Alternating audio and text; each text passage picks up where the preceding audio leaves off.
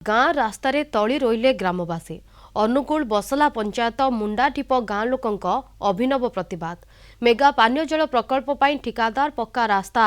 खोली 3 मास है पाइप पकाई एवं लगाण वर्षा जोगु कादुओ पचपच होइछि रास्ता रास्तार अवस्था शोचनीय थिबारु बारंबार दुर्घटना घटुछि रास्ता मरामती हेउ नथिबारु आज गाँ लोके मिसी रास्तार तली रोइछन्ति। ये पाइपलाइन वाला कंट्राक्टर पाइप वाले आइला कहला तो गाँ लोक आम मना कर जबरदस्ती खोलला कहला आम मरामती करदेबू 3 मास पाइप खोल देनी जाइए 10 तारीख फोन लगे भी लगुनि आईकिन कम कलानी ये तो बसला पंचायत 1 नंबर मान्यता पाई तो कंट्राक्टर जाइए कड़े कम हो 3 मास है कंट्राक्टर पाइप खोल